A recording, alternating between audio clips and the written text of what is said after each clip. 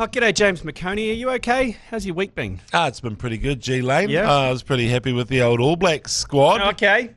Yeah, well, 13 Chiefs mana in there. Yeah, 12 or 13, and it's sort of, I think, only 8 Crusaders, which says to me that Razor is just saying, I'm not playing favourites now. Yeah. It's and it didn't matter whether it was Chiefs or Hurricanes or whoever. I think it was just more, I like the makeup of the squad, and also caring about turnovers. Bloody time. Tava turnover. Yeah, absolutely. So did you manage to get through all your messages from Saturday night? Because when I left you, I was worried about you. Post Super Rugby final. Oh, my phone. Yeah, because your phone was blowing up. It was blowing up before the end of the game, and you decided to just put it down, have a couple of Export Ultras just to calm the nerves, and then you walked off into the night, and I was like, I hope he's going to be okay. Did everything work out? Well, this is the problem, G Lane. Like, it's way better if a friend of yours gives you absolute shit for something like sucked in, Chief suck, blah blah blah. Yeah. But in the end, everyone's so worried about me now that it's like, hey, hope you're okay. Didn't turn out that way, like. Got to teach some Rob Penny. Sorry for calling you a C word. Sorry, not sorry. Yeah, sorry. It reminded me a little bit of, when you're playing golf and someone's having a rough round in the first couple of holes, you feel okay giving them some chirp about it. Yeah. You feel all good. And then just after 4 or 5 holes of poor golf, you start to feel a bit bad about rubbing anything more in. And that was the vibe that we left you on Saturday night, I feel like. Fuck up, Finn, because seriously, I'm not calling you Mash today because you were the idea of bringing you in. You took it like a champ as well. Opposite of a teaser pony as well. It was like the stallion. Yeah, it was bringing in a big ginger stallion from North Canterbury. I wasn't ready for that. Even your girlfriend was embarrassed of you. Phil. Yeah, she was. Yeah, she was highly embarrassed. I got a few words when I got home. So at least you weren't here on Monday, James McOnie, where I had to go through, I think it was maybe 19 yours pleases and 16. There was a couple of really good ones in there from Chiefs Mana fans just saying it's okay, G Lane, it's okay. And then the rest of them were just expletives abusing me. And I'm totally fine with it. It's what sport's all about. And it was great that people took the time to get on a voicemail and abuse me, because that's what sport's all about. It's about having a bit of passion. The one that hurt the most, James, and this will hurt you as well, and it was the last one they played, and it was a guy who was dangerously steamed, and he's like, Chiefs have no mana. Chiefs have no mana. And he finished it with, Crusaders mana. And I was like, you piece of shit. Yeah, Mania. Yeah. And then that was the final one. The rest of them were just like highly abusive, which I'm totally okay with, because there was a lot of support as well from Chiefs fans. We need that passion, so good on you, Crusaders. I thought the Crusaders were the better team. I think we said it on the night. Totally. And I didn't say it to Mash, but... Oh, totally. Yeah, but they were the better team. The issue with me is I just thought, oh man, rugby kind of sucks. Like, you look at you look at Origin 4 nights before in pouring rain in Perth. Yes. Hell of a spectacle. Yeah. Hammer and tongs, tries scored, blah blah blah, and then 73 kicks. My God. And so many box kicks. And congrats to Will Jordan, best in show. Yep. I mean, I know Rivers got Player of the Day, but without Will Jordan, that is not a W for the Crusaders. But the thing is, 73 kicks. I mean, come on, rugby. I'm glad you guys are getting a roof down there, Mash.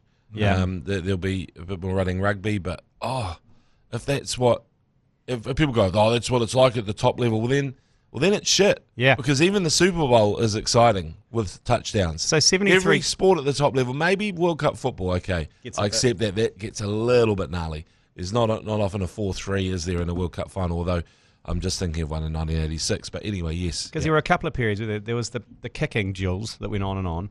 And then remember that 10-minute period of the Crusaders pick and going? Fucking pick and go. This is the thing, is that finally Razor has worked out, and it's taken not long for Razor, it's only taken him 1 year as All Blacks coach. Fozzie never really got the hang of it, which is choose the best person at turnovers. Because that is a massive factor in the game. What's Rossi doing? Quacker Smith, who's 5'10" at best, gets picked every single time. He gets picked. And then we had Lockie Boucher for years, who was the best at turnovers. And Fozzie wouldn't pick him because he's too slim or blah, blah, blah. Part of it, the reason why he could get turnovers, because he'd sort of snake in there like Randall from frickin' Monsters, Inc. And so, and instead, let's ignore the lizard, the reptilian, form from the Chiefs and just go with whoever. But do you know the funny thing about that is for years they were spoilt by having Richie McCaw, who was the best at turnovers and your best player. So it's like, cheat code. Our best player and captain is also the best at turnovers. So it's all wrapped into one person. And then he goes and we wonder why we're shit. It's because you don't choose the best person at turnovers. It's a massive part of the game. You either win possession or you win a penalty. Yeah. So rugby coaches, fucking sort your shit out. So he got he has, because he's got Heather Duplessis. He's got Duplessis Kirifi and he's got Tavatava Nawai. They are the best at turnovers. They should be in the All Blacks because, as you just pointed out, the game is static for about fucking 5 or 6 minutes at a time. So you don't really need some electric athlete. You just need someone who makes their tackles and gets turnovers. So we've got those there now, and Quinn is the same as well. Tupai, good turnover guy. But that is a massive part of rugby, and I think New Zealand coaches in particular have ignored it for way too long. Well, they haven't now, James. They haven't now. Good on you, Razor. Well, let's put a line under Super Rugby until February, until next summer. Is that fair, Mash? Yeah, no, that is very fair. I'm happy with that conversation, I think. Well, should we kick into it then? Yeah, why not? Okay. Live from the Export Beer Garden Studios, this is the Agenda Podcast for Friday, the 27th of June. The Agenda Podcast, the home of sporting nonsense and claptrap. Brought to you by Export Ultra. The Beige Brigade take cricket seriously. Award winners had to go the extra distance to impress such enthusiastic judges. The amount of time we spent in front of the TV, analysing handicam footage. There was a lot of time spent at the pub just arguing over who should get these awards. Disappointment of the year went to South Africa for obliterating New Zealand's world record run chase by over 100 runs. Gone all the way. In the same match, Aussie bowler Mick Lewis took out Cricketer of the Year for the record 113 runs he coughed up. Straight down the ground. What a victory. But Lou Vincent got one back for the most meritorious effort by a piece of cricket clothing. And the danger of severe grass burn as well on an area that no man wants grass burn. It was a wonderful, wonderful effort. Eden Park exceeded expectations. The reason why I wanted to play that is I watched it on the socials, on the ACC socials. Follow us on Insta and Boomer Book. And what else are we on? Oh, I think they're on X as well. We're on X? Yeah, and even on the TikTok. Ah. Yeah. The what? TikTok. Oh, okay. Yeah, we're on the cock. So if you listen to that, your voice has changed a lot over the years. I feel like modern day G Lane there's a bit more heft behind the voice. It's a bit reedy. It's a bit reedy, isn't it? How old were you in that club? That was 2005, maybe 2006. So, that's a good 20 years ago. So it's a good 20 years of me treating myself terribly, treating my body terribly, and no doubt my voice box terribly. So, but yeah, it was quite high pitched, wasn't it? It was high pitched. But it's an old piece of footage. It did sound high pitched, and it did sound a little bit sort of prim and proper as well. It's a bit like listening to one of those old war documentaries, like hello, the Maori Battalion are off. Good luck, boys. Farewell, cheerio, chaps. Soccer to them, soccer to the hunt. And the Beige Brigade, Terence and Phillip. Hello. It's like Terence and Phillip. You're very Terence and Phillip. Can we play the first grab again, G Lane? There's a bit of Emma Keeling in there, but then there's it's all right. The Beige Brigade take cricket seriously. Award winners had to go the extra distance to impress such enthusiastic judges. Terence. Hello, The amount of time we spent in front of the TV, analysing handicam footage. There was a lot of time spent at the pub just arguing over who should get these awards. Yeah, look, it does sound a little bit helium-esque. A little bit of helium in there. I'm going to fart in your face. No, I won't. Hello, farewell, chaps. Farewell. So was that One News? No, that was TV3. TV3 they were the cool guys. Right. So they're the only guys that would run a story like that. And Beige Brigade at the time was the only real sports fan group that were doing anything interesting. So if anytime anyone wanted colour around cricket, they would just give us a call, and we would you guys mind getting in some lycra? We did one with Tony Veach where we got full nude and streaked at a women's cricket match in Hamilton. Oh. You get cancelled for that now. There's a lot going on. No, they there. loved it. The girls loved it. It was Northern Districts versus Auckland, and we did it before we left to go on the World Series trip in Aussie. And he goes, "Would you guys want to get nude and streak?" I'm like, "Okay." So like 6 of us just got full nude, New Zealand flags, and then did a full front dive because it was raining. Yeah. There was a rain delay. That's why we could do it. There was no players on the field. It's warm, though. Yeah, it was warm. But interestingly, though, when we ran across the field, everyone did the football dive on the chest and slid along the water, except Paul Ford, who went for the seated. He went. Oh, the little boys kind of streak. Yeah, little boy. He went feet first, seated. So he gave himself an eminent. Yeah. It was the strangest thing. We've got to try and find. There is a footage of it because it was on. I think it was on Holmes. So he ran up, jumped, and then ass first onto the ground. No, with we feet in front sprinted of him. across the field, and the idea was that they showed us sprinting across the field, and then there was a camera on the side, and we all slid. Wow. And then Paul Ford slid feet first on his bum. Well, find the date because we need to get that home story.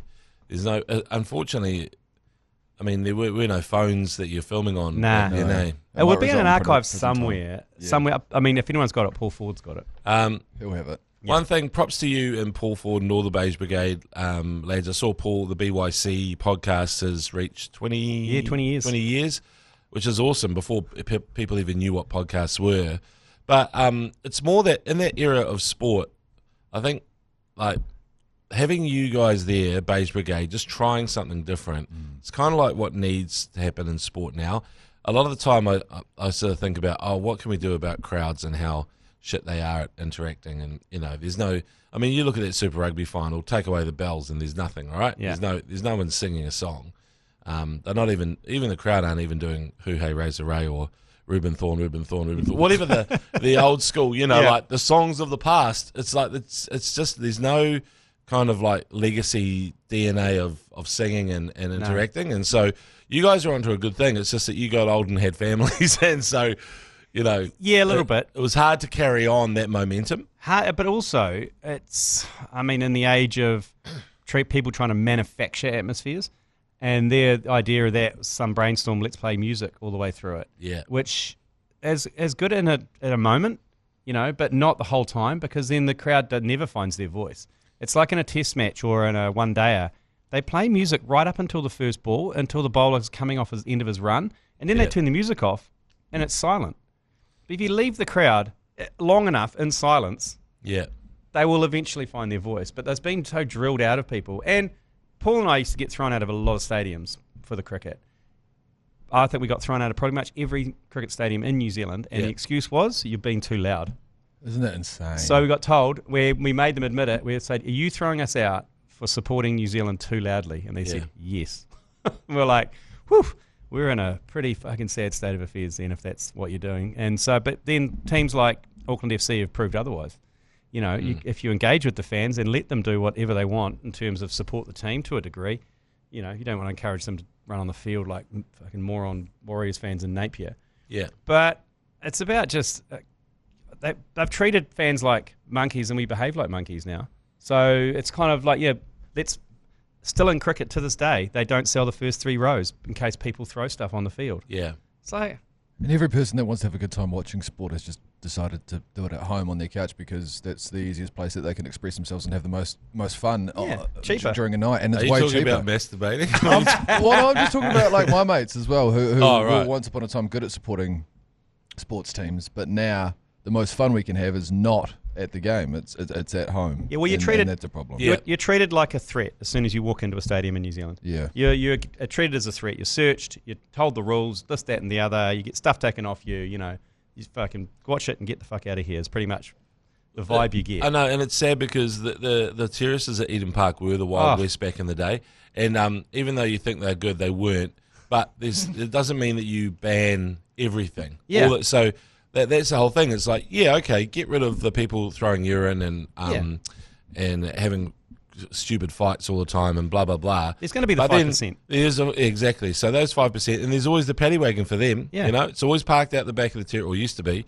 So then what about the rest, And if you're saying, oh, no, that's, making them feel unwelcome, like you say, that's when you lose crowds and you lose passion. And like Mash says, you set up your grandstand at home and get one of those para pools and start doing bombs into it and stuff like that. Just That enable them. Like Auckland FC with the port, enable them. Give them an area.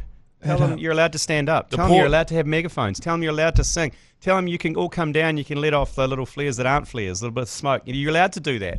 If anyone did any of that in Super Rugby, you'd be surrounded by people in high vis, and the first person to scull a beer would be kicked out. Yeah, the port is awesome, and again, it does have a few people in there who are sort of slightly unhinged, and but because I was sort of being Storm's bodyguard there one time, and right in the thick of it by the drums, it was actually fine. But there's always a few people just kind of being a bit arsehole. 5%.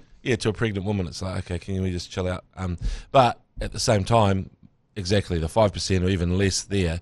But it's such a freaking good time there. You would have a great time at the port for 90 minutes or 80 minutes of rugby, whatever you wanted. But that's a good point, G Lane. Let them in, have the area. Yeah. This is where the ultras are. This is where the people who sing and play the drums and all that sort of stuff go and bring their trumpets. And I mean, a small example of that is the Black Clash when we have our party zone there. And that's pretty much no rules in that party zone. I mean, there is rules, obviously, but you're allowed to sit in there and have a few drinks, have a good time, maybe watch a little bit of cricket, but most of it's about dancing around, chanting, singing, having fun with your mates. And so to a smaller degree, that's kind of a little bit of a test, and it's probably to the extreme, given it's not a sanctioned game of cricket or anything like that, so the cricket's kind of doesn't really count. But, I don't know. It's a long way, though, because it's been hammered out of us for the past 10 years. It's going to be a tough road trying to get it back. Yeah. Breakers do a great job, I think, in terms of crowd engagement, in terms of getting them going. It's a little bit music heavy as well, though, right? So that's basketball. That's basketball, But like, even last night I was watching the league. It was this epic game, and I think Vossi was commentating. Good commentator, Vossi. And it was 5 minutes to go, real crucial scrum, and they played Country Road. And then Vossi said something, he goes, I don't know if that's really makes any sense. None of these guys are going to Denver anytime soon. I think he was mixing up the fact with it was sung by John Denver. But it's actually about West Virginia. But hey, I'm not a geography Nazi, right? But the thing is, I was in the right place, yeah. It was, but he was basically saying, why are we playing this song?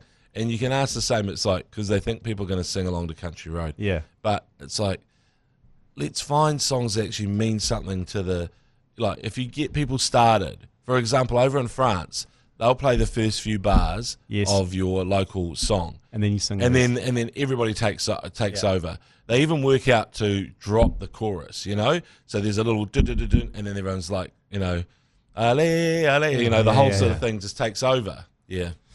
Yeah, we've solved it. Shit, that's a good podcast. Let's go. So to New Zealand Rugby, New Zealand Cricket, any other sports organisation listening, bar Auckland FC and the Breakers, who do a pretty bang-up job already. But our main sports are cricket and rugby, and for some, I feel like kind of the running of the game smoothly has taken over fan engagement, you know, and actually fans, like, they'll pat themselves on the back for a one-dayer running smoothly, no arrests, no nothing. There's no fucking crowd, that's why. And everything's all good. Yep, fine, we'll tick that box. That ICC, look, we run another magnificent game here with no issues. But meanwhile, the crowd are like, awesome, I've been strip searched twice. I've been told I can't bring in a water bottle for my child. I'm told I can't do this, do that, the other. I can't be too loud. I can't sit here. I can't sit in the first three rows. And there's a knock-on effect as well, because when I was growing up, my dad was amazing. He used to take me down to like Main Power Oval in Rangiora, and we used to just pull out the camp chairs and park up and be able to watch cricket for free. Yeah. And then, you know, as time goes on, that encourages you to be a sports fan for a long time. But now we're going to have a situation where I'm not going to take my kid to a sports game really and be able to do that, because you know, as you move along, you just health and safety took over. Yeah, exactly. I think that the new CEO of New Zealand Cricket, Scott Weaning, will be receptive to your ideas, G Lane. Love it. I think you need to get around a table with him. No, well, I've discussed with him, and also Glenn Critchley's come over from the Warriors too. He's working there now. Oh, Critches. Yeah, so he's open to this sort of stuff as well. But it always, I mean, everyone always is until it comes to actually doing it. Yeah. If I'm honest. Yeah. I mean, like, I've been supporting the Black Caps and trying to support the Black Caps for 30 years. And every single idea that we've thought was a good idea, i.e. we threw out the idea that they should play in beige again. We got told by Martin Snedden in no uncertain terms, the team will never play in beige again. We've invested millions in the Black Cap brand. 3 years later, playing in beige. And a T20 against Australia. Turns out people like nostalgia. By the way, it's 20 years since that game as well. Oh. And we're going to be playing Aussie 3 With games. the Afro, the Marshall. Yes. Which Marshall was it? It was Hamish. Hamish, Yes. yeah. I think I saw James the other day. Yeah, James is a Auckland dweller. Hamish is a Wellington dweller. Ah, Yeah, yes. that's how you tell the difference. Okay. When they're in the same place, you fuck. I told him to take his pants off because I You're know fine. that I knew there was definitely a distinguishing birthmark or something. Yeah. So I said, take your pants off. Yeah, Let me have a look. He's used to it. He wears elastic pants most of the Yeah, time. But there's 3 matches against Aussie in early October at the Mount, and we're targeting one of those to be the Beige Day out at the Beige Oval. Yeah. So the third one on the 4th of October. We're going to nod back to 20 years ago when that first comedic T20 match when everyone dressed up in costumes and thought it was a big laugh. The Beige Oval. Yeah. I know, Ricky Ponting got a 90 or something, did he he? smashed it. Yeah. Anyway, we'll take a quick break. We'll be back. Got a little bit more cricket chat, a little bit of Sale GP as well. So, after being omitted from the first announcement of Sale GP at the start of the season, Auckland's been added back in to Sale Wow. GP. So, February 14 to 15 this year, so not in January, so a little bit later. Comes in after Australia, back to Auckland again. And then they go... Australia got 2, actually, sorry. They got Perth on the 17th and 18th. Then they go to Auckland, then back to Sydney, and then they head out to Rio, Bermuda, New York, Halifax, Portsmouth, Saint-Tropez, Dubai, then Abu Dhabi. It's a hell of a... Holy shit. it's a hell Imagine of a- working on that tour. Oh, I'd love to work. That's up there, because people ask, what are your kids going to get into? What sport? And I always look at where are the best places to go and watch my kid play sport, and I've come down with tennis and golf as what I want them to be good at. Not cricket, because I don't really want to go to Pakistan, or Sri Lanka's not bad, but I don't want to go to Afghanistan. I'm not really interested in going to India all the time.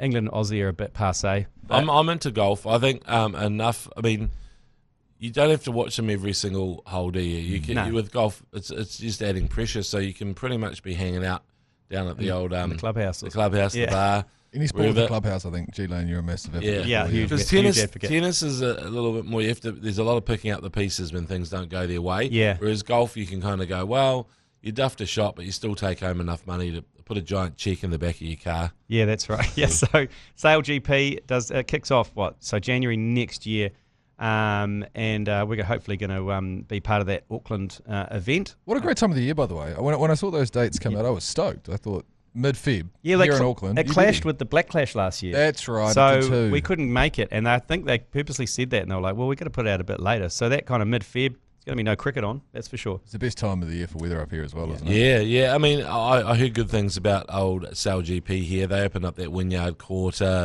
it's awesome. Pretty much proved that our mate Richard Delabaka's stadium would have worked just fine. It's not. Yeah. The argument's not over. Yeah. He's not finished, old Rich.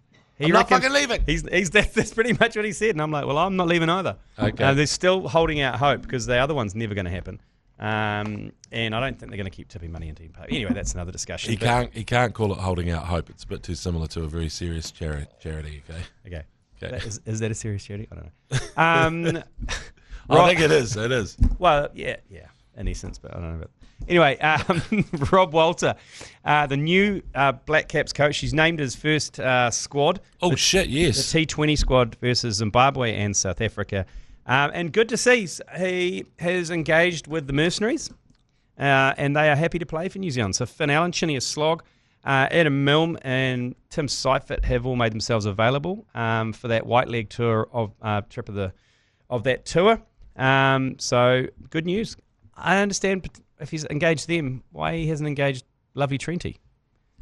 It's a strange one, isn't it? Because you look for Kane and you go, okay, there's no Kane. No, and there's no Whakamana Express. Yeah, and that's the whole thing is like, well, there's only one test match over there, is that right? Yeah, there's mainly T20s. Yeah. So really this is a box-ticking tour, I think. In terms of what? Well, you have to fulfill your obligation as a... Oh, yeah, true. As a future tours. This is like, we're going to go and tour, we'll play one test. What the calendar has done, though, it means that Kane Williamson, who probably only has another year or so left as a test player, we're running out of time for him to just keep on piling on the runs and bringing glory to the great nation of Kazakhstan. We have not much time left, Yeah. This is what worries me. Every single time I go, okay, Kane, you're not part of it, but at some point we just want to have more Kane in our lives. Is this the whole squad? or is this just for the T20s? Because you got Santa's little helper as captain. Oh, maybe he parachutes in for the test. Yeah, Chinius Slog, the Beast, Michael Bracewell, Mark David Chapman, the Duff Man, Folks. Oh, in which case, sorry, but I just looked at the squad. It's got the squad, and I can't see him. Yeah, he's not on this initial squad. You got Matt Henry. It's pretty much the team that finished up the season against Pakistan, those T20s, with the addition of Matt Henry, who didn't play many of those. Will O'Rourke, Glenn Phillips, Ravish and Rick Ravindra is in there. Side fit. So Ish Sodhi makes the So cut. presumably for test time, we get Kane, we get Tom Latham, we get all the maybe even Kyle Jamieson fit, maybe even Conway. maybe even Devon. Yeah, there's some interesting names not on this list. I was going to say Rutchin, Matt Henry stay for tests. Yes. Keep going, Mash. No, I was just going to say the same as what you boys are saying there. So the big names that aren't on this list are probably Conway, which we maybe anticipated, but we weren't sure if they were going to cut him out for the time being, and then maybe Patel comes in for the tests over there. Oh, there's another name. Yeah. Jazz hands. Yep. Chinius Slog. That's good. ACC. Actually, now you mentioned it, there's got to be a whole bunch more coming in at some point. Yeah, for the yeah, it has the to be. T20s. Yeah. Okay, sorry, gone off the deep end there. Anyway, but at the same time, the calendar is terrible for tests at the moment. Oh, no, it is. It's shocking for tests, and I think we will just continue to pick up the scraps of the big three, and that is always going to happen. But it keeps blowing up in their face. And you look at the World Test Championship recently, that blew up in their face massively because South Africa ended up qualifying after playing only a handful of test matches at home. What I'm hoping is going to happen is teams are going to start realising that they need to win a whole bunch more test matches to make the World Test Championship final, and hopefully they look at us as an easy beat, and then they start playing us, and then obviously hopefully we're not, but it would be quite good if they want to start playing us to get their percentage up. Correct, but where they've totally fucked us over is by having the Ashes every couple of years. It used to be like every 4 years and all that sort of stuff, but you could see about a decade ago or so they started to compress it all, and there was even one year where they had an Ashes home and away almost, back to back. And so what they do is they go, well, we're the last word in Test cricket, so we are like Origin, if you like, and so everybody in the world will care, and they'll start watching us, and you choose a side, are you England or are you Aussie, and it's like, well, what if you don't give a fuck, you know? So the thing is, like, unfortunately, I do kind of watch Ashes because I love Test cricket, but at the same time, we should be pushing so hard for proper Test matches. Even in the lead-in, like, we should be playing the winner of them, you know? I don't think, but how do they have that conversation? I mean, I think they are saying that, but then they're like, Nah. Because in between the Ashes, you've got India versus England and India versus Aussie, which sit in between each of those Ashes, and they take the priority. Aussie, for fuck's sake, man. So no, but it's all money. It's all involved money in the ICC, and they make most of their money out of playing those three. They wouldn't make any money playing New Zealand. Yeah.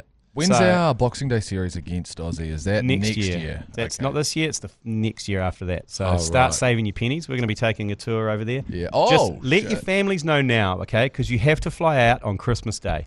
Okay. Yeah. So unless you're religious, you'll get over it. Okay, because it doesn't matter. Justice for Geordie as well. Yeah, justice for Geordie. Yeah, we should all go dressed as Geordie and pour one out for him when we get there. Everyone, whole stand nicks a beer. Oh. So everybody's wearing a Geordie All Blacks, Taranaki, Coastal, or whatever jersey. And Leinster now qualifies, Canes. And you basically go as Geordie Barrett, and everybody sculls a beer like those Bob Hawks do, or the Richie Benos. The Richie Benos, sorry, the Richie Benos. But they go up to Bob Hawke, don't they? And they give him a beer to scull, and everybody sculls a beer en masse, and we shove it up the MCG and their rules. That would be great. Yes, so start saving your pennies for that, and start preparing the family that you're not going to be home for Christmas Day. You're flying to Melbourne. Okay. Quick break. Back some Formula One chat, which I know you really want to get into, James. Rightio, it's not really Formula One chat, James, but out in cinemas now is the new Formula One movie, F1, the biggest piece of PR tosh you'll ever see from a sporting organisation. I was like, this is going to be a very helpful review if you're being paid to say this. No, PR tosh. PR I mean, tosh. Apparently it's great. But it's Jerry Bruckheimer's behind it. It's very Top Gun for F1. They've got the producer. They got the same director as Top Gun Maverick. I enjoyed Top Gun Maverick. I think everyone will enjoy this movie, but it's a classic piece of PR. It's taken 2 years for them to film it. Cost like $500 million New Zealand dollars to make. They built their own Formula One team, literally, with Mercedes built a car for them. They had their own little team of engineers. They built the chassis for it so they could fit like 20 cameras in the car. Yeah. And they went to pretty much every single Grand Prix and filmed on race days. All 20 drivers appear in it, Formula One drivers. Yeah. Lewis Hamilton is a producer on it. Apparently, a few of the teams didn't really want to be part of it. Red Bull were like, nah, since Lewis Hamilton's a producer, you're going to try and make us look like the evil ones. Yeah. And apparently Brad Pitt had to go around and meet all the teams, roll out Brad Pitt to say, no.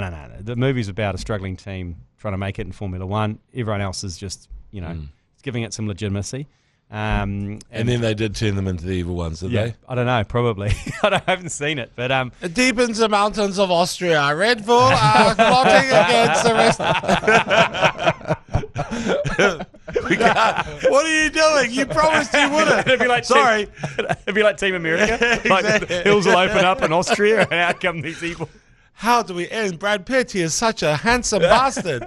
So and this is how legit it was. They actually sold real sponsorship on the car. So they went out to like sponsors to say, "Hey, do you want to be That's amazing, eh? And they made another like 80 million New Zealand dollars by Sponsoring the movie. sponsoring the car. So you know how they got God, sponsors yeah, all over the yeah. cars. So like Red Bull or whatever, they did the equivalent for this team in this movie, and they're creating this fictitious team. And they actually legitimately sold branded content on the car. But do you know, like, if you look at movies now, you can actually see the branded content pop up. Oh, can't yeah, you? yeah. You It's know, pretty like, obvious. It's pretty obvious. Yeah. And that's why I always appreciated Mike Myers and Wayne's World going, it's the choice of a new generation. Totally. But why not? It'll frickin' pay for the movie, won't it? A good chunk of it, that's for sure. But it took 2 years of filming this. You might have already said this, but apparently they were driving around on once the Formula One Grand Prix finished up, Brad Pitt and then the crew would fly in so they could do a whole bunch of filming on the track afterwards as well. They'd do it during it. So what? So like might on have practice, people in the Grand Prix. On practice days when the track was free, Awesome. they would race around in the track. That's fucking amazing. Yeah. So obviously people in the crowd would be like, "Oh, what the fuck's this weird car?" But it's actually one of those like Formula 2 cars, Right. the actual chassis. It's not a full Formula 1 car, but they had like obviously stunt drivers and all sorts in it. But it's pretty legit. I saw a clip the other day of Brad Pitt driving Lando Norris's McLaren. He can drive. Was there a bit of confusion when he said, "Hey, we need you to come into the pits," and he's like, Hey, "What are my mate. parents doing here? And why do you want me to come into them?" Like, I mean, that's weird, like that's not in my contracts. But yeah, surely Brad Pitt Lane is got to be. That's. I mean, come on, it's right there. It's low hanging fruit, guys. Is that one of his pickup lines? Hey, you want to Come hop into into the pits? Oh, fucking hell. I mean, I guess if he was a certain way inclined, if he's hanging out near glory holes and stuff. But I mean, I think like box. yeah. But I love what would you call it? I think Brad Pitt is I think a movie star who owns the space. You know how like sometimes you actually do want a movie star, and some of them are like Mel Gibson. He's had his issues over the years, but when he was at his peak, he was a proper frickin' movie star, right? Yeah. And that's why I actually appreciated Top Gun Maverick because. Okay, Tom Cruise is there holding on to his youth. Yeah. But was it Miles Teller? Yeah. He said that he wasn't too bad, because you need this next generation. You can't just have Brad Pitt at age 50-something. Is he 55? Coming back as a Formula 1 driver. It's like, where are the new breed of movie stars? And at least Miles Teller and some of those other guys are coming through and saying, yeah, it's me. I'm the frickin' the man, the box office or whatever. And same with the female movie stars, I feel even more sorry for because they have this stupid, sort of shelf life attached. Yeah. Where they go, no, we're going to find someone else, younger, blah, blah, blah. So Hollywood's kind of a bit cooked like that. One of my favourite sports movies is the Brad Pitt Moneyball movie, even though it's a bit more boring and a bit more dialogue heavy. He's great in that. So I think this one looks good, man. My flatmate went to go and see it and said it's pretty much just Moneyball, but like with a bit of action in it, and it's pretty amazing. So. Oh, right. Okay. So you're giving it a 4-star? That's what my flatmate was giving it. 4 stars out of 5. Okay. And it is officially the most expensive sports movie of all time as well. Jesus, to make. Yeah. I'm predicting that it'll be I can see okay.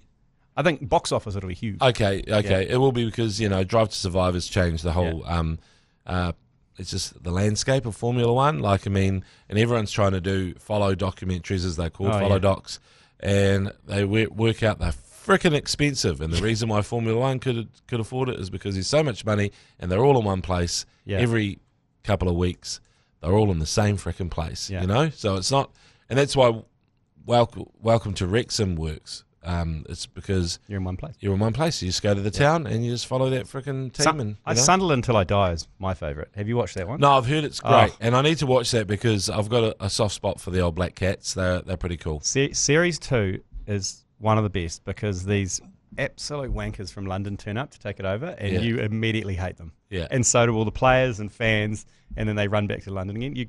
I won't spoil it for you. Well, Sunderland are a classic, such a downtrodden team. Like they even nicknamed their stadium the Stadium of Light, like the one in fucking Portugal, as if they're like, this will make us pretty fancy, right? And I was like, no, you're still in Sunderland. But the cool thing is that their passion to beat Newcastle, to hate Newcastle, freaking drives them. And even that would just be enough for them. But now they're back in the Premier League this year, G Lane, next season. Who's that, Newcastle? Sunderland. What? Sundays. The Sundays are back. Are they? Yeah, and the guy who got them there has immediately been sold to a bigger club. See, that's what sucks about it. And that this documentary, it's quite old now. I think it's 5 or 6 years old. It's one of the OGs, but wasn't it, I think? Definitely one of the OGs. But it follows their slippery slope down from the Premiership. That's right. And the fact they went to the Premiership, then to the Championship, and then they just lost all their players, then got devoted to Div 1. Ouch. And then struggled in Div 1. Yeah. And then tried to just stay in Div 1. So it's good to know they've gone back to the Premiership. But I'm pretty sure that program was the one that kind of started it for the Man City one that came out. They did one on the triple they got that one year when they won the FA Cup, the Champions League, and the Premier League. It started it all. The Wrexham one as well. I was just going to have a look. How much money do you get for going to the Premier League? I was going to say. Oh, you get isn't it something ridiculous? Like 20-30 million pounds or something? Yeah, I know. It's an insane amount because you get a share of the TV rights. Yeah, in the Premier League. So 200 million. Woo, okay, I was a wee way off. Is it? I think it's something like that, eh? But you always lose your extra income. Wait a second.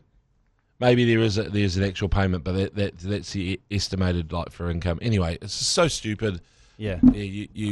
I think that all those teams are on a hiding to nothing. But for years, Brighton Hove Albion were a very, very small team. And they'd say they're a big club, hey, we fill the stands. Yeah. But now they're locked in the Premier League. Brentford were terrible for years and stuff, so you can turn it around. Well. Yeah, Bournemouth were pretty average. So were Leicester for a long time. Yep. So, they're down again. They got relegated. Did they? Yeah. Oh, no. All Blacks have been named on a Monday. Their first opposition is a slightly understrength French team, but don't you dare ever underestimate the French. They've got 3 test matches, Dunedin, Wellington and Hamilton. Now the Hamilton match is sold out, so the next best thing is to join us at the Roaming Giant in Hamilton on July 19th. We have got live commentary there. We've got drink specials all night. It is free to come along, but you've got to lock in your spot by texting ACC to 3236. You'll get a link, go through, book your space there. It's going to sell out pretty quick. The Roaming Giant on Saturday the 19th of July. And Wellington is pretty much sold out as well. You can join us at Shed 22. Text Shed to 3236. It'll be a great night at both those places. We're going to Dunedin as well, James, but we're in a motorhome, so we can't really. We're driving a motorhome round and around the Sistema lunchbox commentating, just hovering around the outside. So look out for that. And a juicy motorhome. That's actually, fair enough. And good on Juicy for hooking you up, I presume they are. Yes, they have magnificently. We fly into Queenstown, go on a bit of a roadie. 5 berther, myself and Joe Jury and Lauren. Oh. Well, poor Lauren and Matt is the first thing that comes to mind. Poor Lauren. And Matt Heath. No, the first rule of motorhomes is no number 2s. Okay? You have to find another place for number 2s. It's no 2s. Mate, we're all good with that. 2s. That's not a problem for any of us. No, but what happens? What happens is everyone will be out and someone will sneak in for a 2 and then all hell will break loose because someone has to empty those 2s. Anyway, okay. Who empties the 2s? It'll be me as well. That's the issue. Roger 2s. It will be me. I'll go to the bottom. Who's got the Roger 2s? Is it Roger 2s? Lauren needs a place to escape when she gets to Dunedin. Yeah.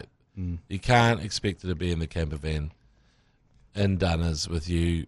Yeah, there'll be options hopefully for Loz. We'll sort her out. There could be an HR issue as well. Yeah, we'll take a pup tent or something, a little 2-meter. Yeah, put it outside. Roof box. roof box. What are those? What about the one-man tents that you can only lie down in? Oh, your little bivvy things. Yeah, one of those. That'd be I nice. should get one of those ones that they put on the cliff that just hangs off Yes. the side of the motorhome.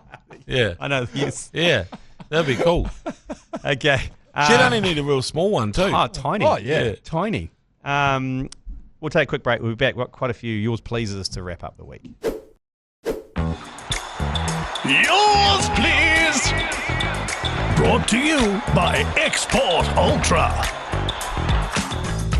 Don't forget the yours please omnibus.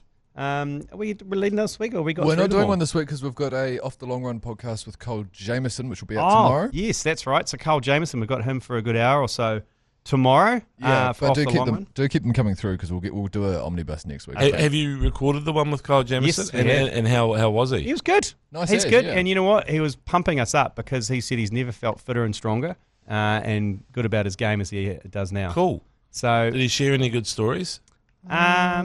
few Indian IPLs. Yeah, a lot of Virat stuff Kohli's- around Virat Virat Kohli. Kohli. We got I was a lot. hoping. We got a lot into Virat and how he approaches Virat now, which is an interesting way. You'll be interested to know how he approaches Virat. Really? Yeah, you're gonna have to tune in tomorrow and have a listen. Is there a special kind of like protocol to Well, like a bit like Wayne's World? We're not worthy. No, he goes the other way. Like his natural instinct. Yeah. He said he's found if he goes the other way, it works better. Yeah. So He just goes and picks him up like a little baby. yeah, and rubs his head and goes, gives him a noogie. Look at you, cute. Hey, Virat, don't get me killed. We have a chat about World Test Championship as well, which is cool. Oh yeah, The final. He was yeah. the man of the match. Yeah, we talk about that and what that meant and what they did afterwards and whatnot. So Yeah, yeah, he's a good man. yeah. Okay, let's get through yours, please. I think we've got Oh, yeah, a bunch soz. to get through. Okay, this is apparently a two-parter. We'll start with the first part, obviously.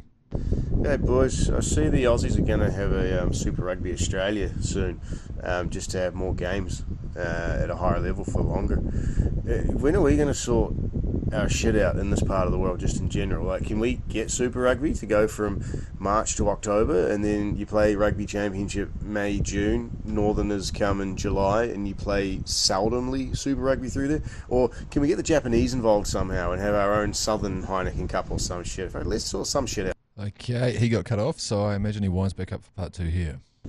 What if we got the Japanese involved? How can we convince them to give us a shitload of money so everyone can be financially viable? And then we have our own Super Rugby Pacific that involves everyone in the Pacific. And then we just play like from March until October. And then they'll just be like in Europe, they still play their rugby competitions through the Six Nations and stuff like that. And then we can just do that too. And we can have a Champions Cup as well. Fuck, my head hurt. Fuck, this is hard. Okay, I see why nothing's ever got done. This is bullshit.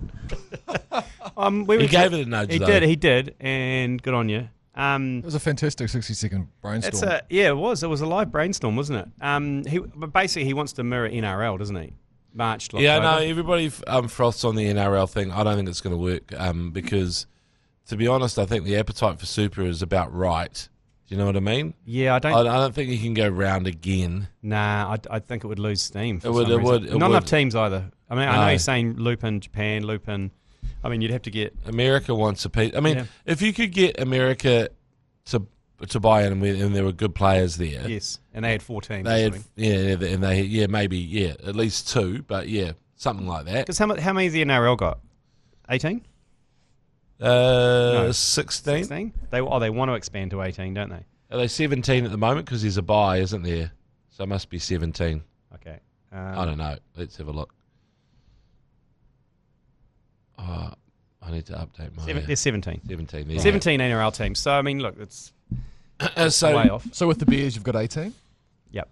Yeah, so we'll be 18 with the Perth Bears, exactly right, Mashy. The other thing is that when the Dolphins turned up in Redcliffe, that actually brought a lot of balance to the force because for a while there were some terrible, shocking one-way traffic, like blowout games in the NRL, and it was the only thing stopping me from watching it about 2 or 3 years ago is you get to that point where it's When Melbourne Storm were winning 30, by, yeah. it's 30 points to 4. Well, there's no point watching. There's absolutely no point.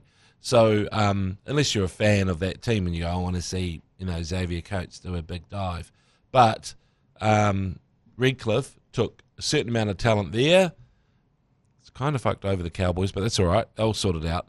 And now it's that you look at it, there's way fewer blowout games. Yeah, you're so, right. Yeah. You're right. I mean, I know. I'd see what he's trying to get at, but I don't know if I got that much Super Rugby in me.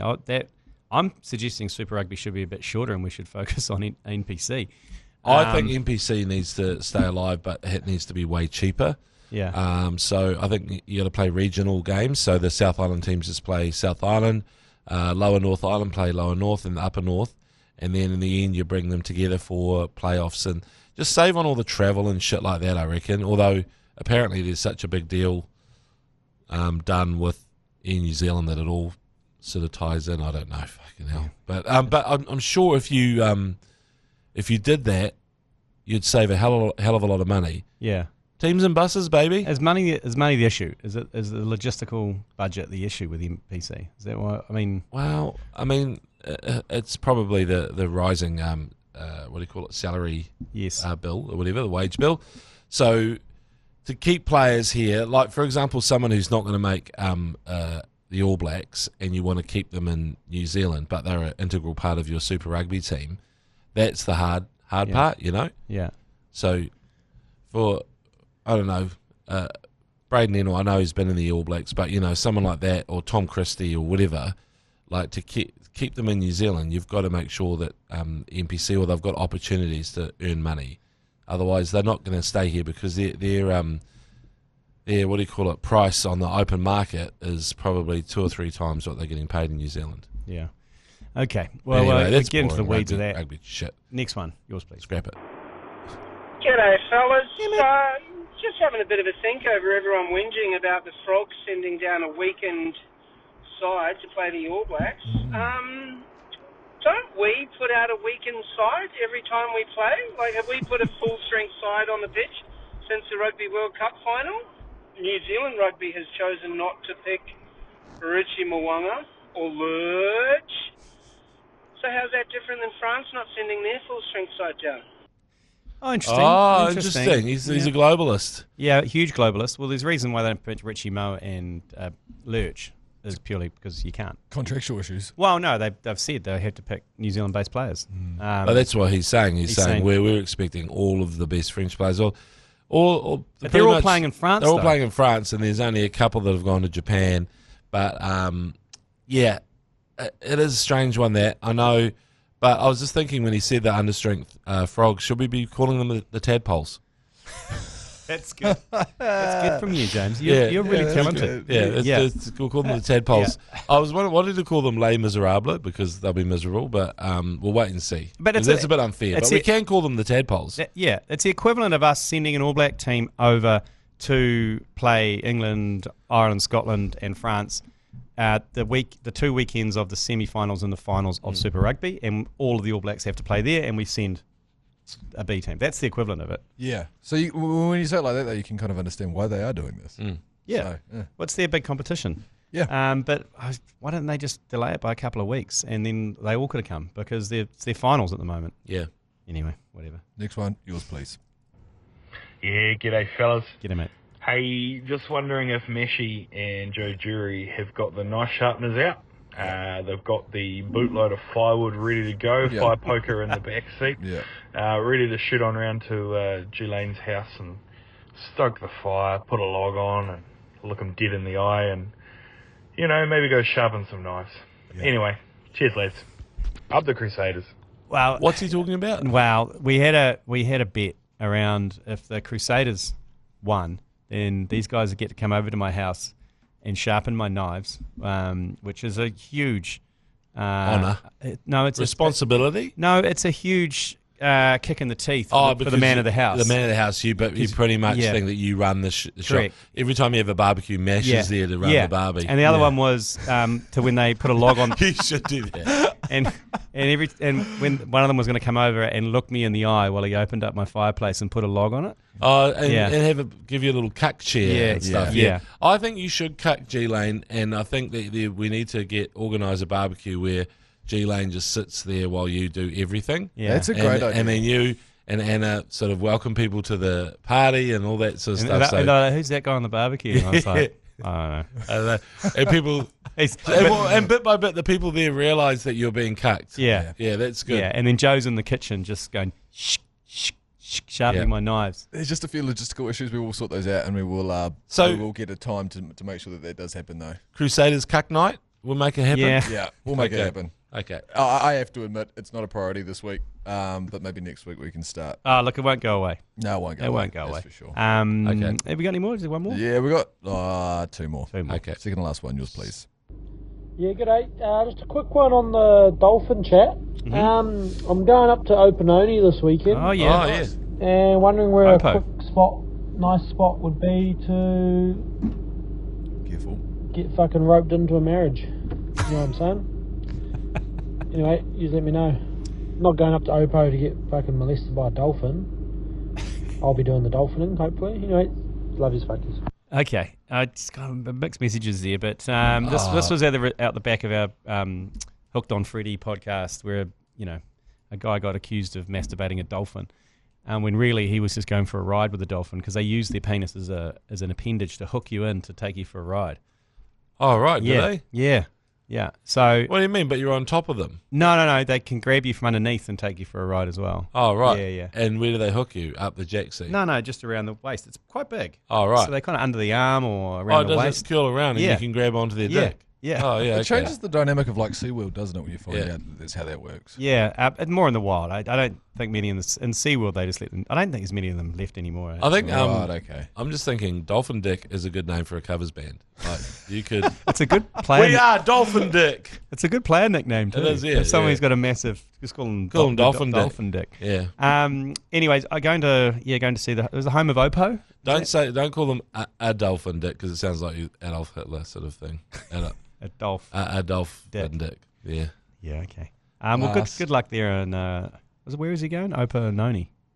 Opo the friendly dolphin was a legendary mammal of its time, sea creature, and beautiful part of the world. Opononi and or Mapiti there.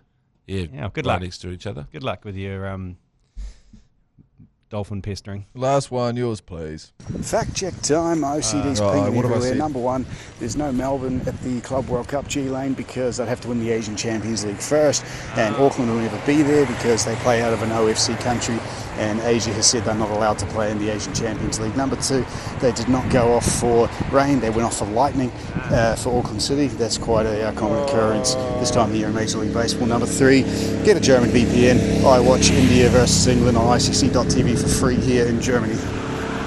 Okay, number of fact checks. He sounds like Well, a mate hang of on. yours. I don't want to be this guy, but that is only part one. If you want part two of the fact check. Who's your mate? It doesn't sound like that the AFC have got themselves in a good place then, because they've been told they're not allowed to be part of the Asian Champions League, right? So they'll never qualify for this. I know. So this is the issue: is that the at the moment, because for reasons like that guy stated, because you're not playing in an Oceania league, you can't qualify for the Club World Cup as an Oceania team. Asia are cock-blocking them over the other side because you're not in an Asian nation.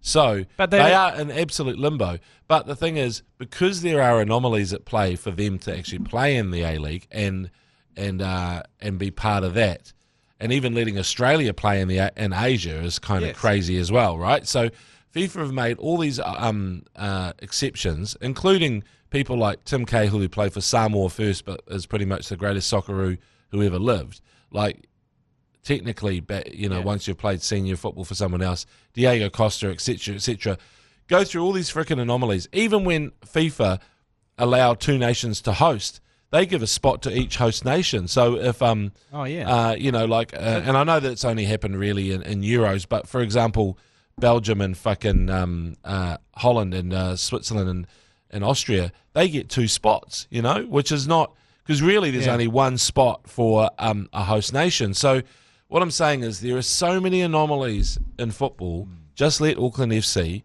play and represent Oceania because they are the best football team in Oceania. That's what should be happening. But how good will Auckland City drawing with Boca? Fucking amazing story. Yeah. Well, I mean, let's go to the second one then. Is there more fact checking? You don't come to this podcast for facts. Yeah. Well, after all that punishing fact check talk, I just want to come crawling back now and be nice about things. Oh, okay. You're just talking about the beige day out, and you're just giving me such great fond memories here. I was at Craven Cottage at Fulham for New Zealand versus Australia football, punishing football chat again, in 2005. I was there. We were somewhere with 2-for-1 VBs. The Beige Brigade or representatives or someone was there, and I got a free scarf and a beige vest and I think a toweling hat as well out of it, and fuck, it was a good time. You guys are brilliant. Oh, that's how you come back. Oh, he's back, baby. He's back. No, that was with the Beige Brigade when we opened. Is he a mate of yours? No. We opened an office in London, and we were doing all sorts of games. And like when All Whites came, we even went up to Wrexham. We watched All Whites play Wales in Wrexham way back. In Holy shit, we did play Wales. Yeah, yes. I went to that. I took a coach load of Kiwis from London up to Wrexham. Fucking hard place to find some accom, I can tell you that. I think we stayed in like a roadside kind of motel. And one of like the Alan Partridge type vibes, and it had a greasy spoon underneath it, and we all had breakfast down there, all hung out. Anyway. That's cool, man. What's this guy doing in Germany? I'm always curious about our overseas correspondence. Well, let us know. Well, you are listening from overseas. Drop us a yours, please, and let us know where you're listening. What are you doing? What are you doing, and where are you listening from?